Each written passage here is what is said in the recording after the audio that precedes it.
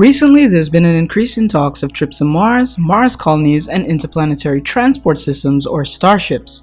In present times, these ideas have been fueled by Elon Musk and his grand vision to make life multiplanetary.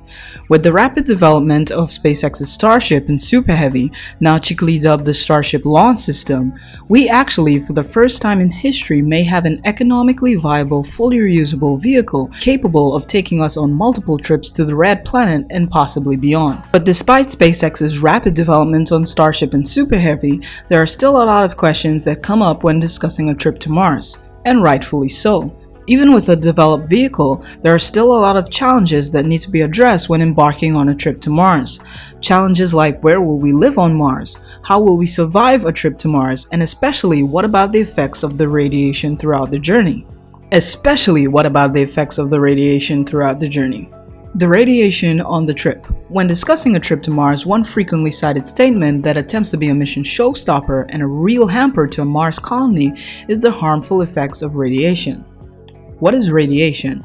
Radiation is the emission or transmission of energy in the form of waves or particles through space or through a material medium. Thanks, Wikipedia.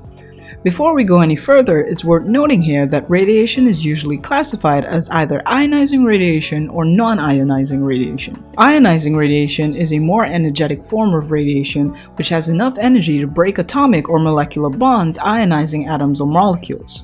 Radio waves, microwaves, infrared, and the lower end of ultraviolet are all forms of non-ionizing radiation, while the upper end of ultraviolet, X-rays, alpha, beta particles, and gamma rays, as well as cosmic rays, are all forms of ionizing radiation. In space, unlike here on Earth, astronauts will be exposed to a steady stream of a higher dose of ionizing radiation coming from outside of our solar system in the form of galactic cosmic rays. Here on Earth, our magnetic field acts as a shield against the large doses of harmful radiation coming from outside our solar system. Without our magnetosphere, or without a strong magnetic field, our atmosphere would be stripped away rapidly over time, leaking off into space. The combination of our magnetic field and our thick atmosphere of greenhouse gases provide extensive protection from radiation coming from galactic cosmic rays. So just what are GCRs made of anyway? Around 85 to 90% of galactic cosmic rays are composed of protons, 9 to 14% are composed of alpha particles, and the remaining 1% consists of the nuclei of heavier atoms. These are known as AZE ions. AZE ions are highly energetic particles that have been accelerated or travel near the speed of light. AZE ions can have energies on the order of thousands of mega-electron volts. The challenge with radiation when traveling through space is that after we've left Earth's magnetosphere, there's not much left to shield us from these AZE ions. AZE ions may be rare. Again, they only account for 1% of galactic cosmic rays, but they are extremely dangerous. Their combination of high energy and relatively high mass make them a particular threat. If they collide with a structure like a spacecraft, or in the case of humans, say organs, DNA, or cells, they can knock off electrons in atoms or molecules of the structure, causing significant damage. After collisions, they can also release secondary cosmic radiation. Here's the thing with AZE ions though. Due to their rarity, 1%, the probability that an AZE ion will collide with a structure in space if you're not spending a long time there is low. The probability of collisions increases, however, as the time spent in space increases. If astronauts are exposed to limited amounts of AZE ions over short periods of time, there's increased probability that if one of these AZE ions were to collide with a structure, say a cell, then the structure could repair itself naturally over time. If astronauts are continually exposed to small doses of AZE ions over long periods of time by contrast, then the probability that cells will be able to repair themselves quickly enough over time decreases and the risk of developing cancer increases.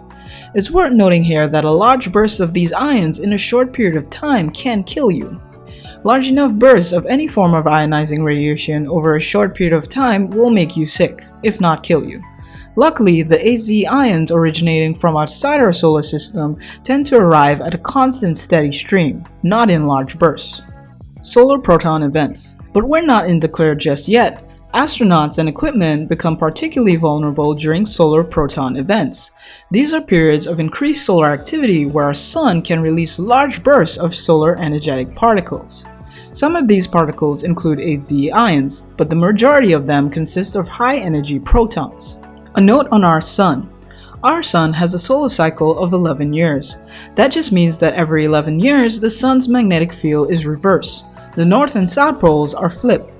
During the 11-year cycle, there are periods of decreased and increased solar activity. Towards the beginning of the cycle, there is a decrease in sunspots and an overall decrease in activity on the Sun. This is known as solar minimum. A peak in solar activity comes at the middle of the cycle, solar maximum. This point also corresponds to an increase in sunspots. As the cycle progresses towards its end, the Sun's activity tends to slow down a bit. It's during solar maximum where we tend to see an increase in solar flares. It's worth noting here that while solar flares tend to increase during solar max, energetic solar proton events can happen outside of solar max. It's at these times during a journey to Mars where astronauts or equipment will become particularly vulnerable. As I mentioned previously, large bursts or doses of ionizing radiation in short periods of time are extremely dangerous. A large enough dose can make you extremely sick. It can even be deadly. In extremely energetic solar particle events, protons can take on energies on the order of hundreds of megaelectronvolts.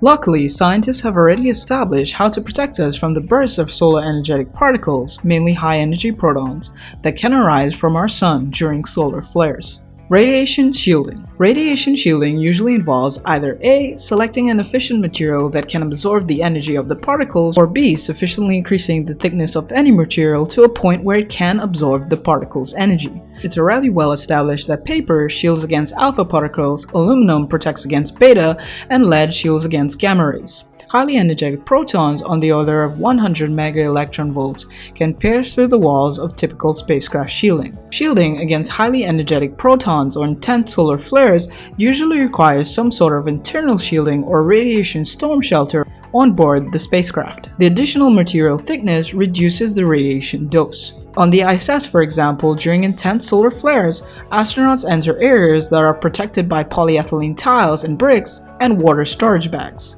Hydrogen-rich materials tend to be effective against this type of space radiation.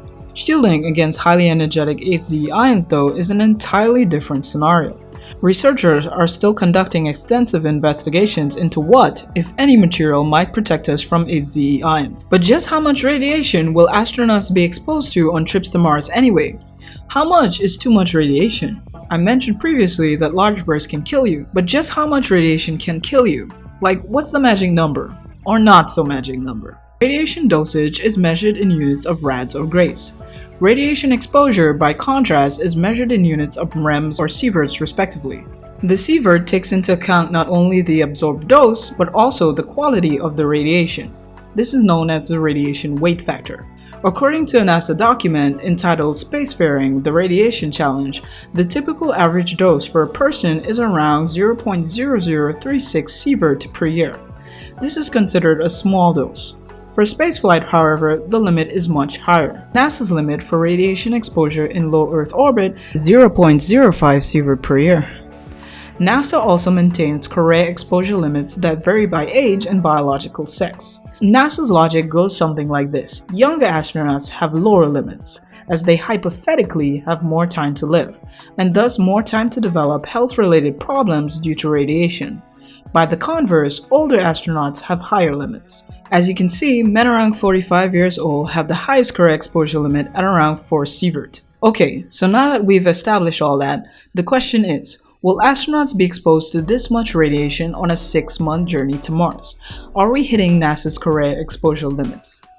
NASA currently estimates that while on a journey to Mars, astronauts will be exposed to about 3 times the dose rate seen on the ISS. To give some context here, for a 6-month mission to the ISS, the average radiation exposure is around 80 millisievert.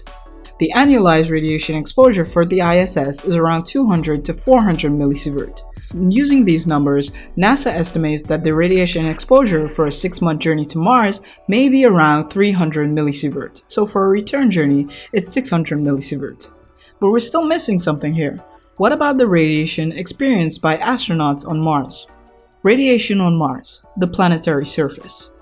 The Martian surface doesn't experience nearly as much radiation as is experienced in deep space. While Mars's atmosphere may be thin, it still provides some degree of radiation shielding to the planet's surface.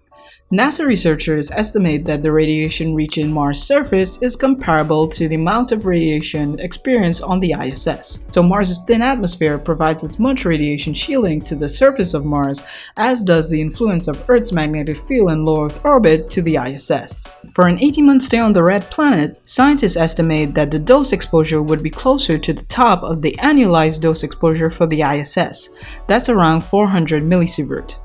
Other estimates indicate that the dose exposure may be around 0.5 millisievert to 1 millisievert per day.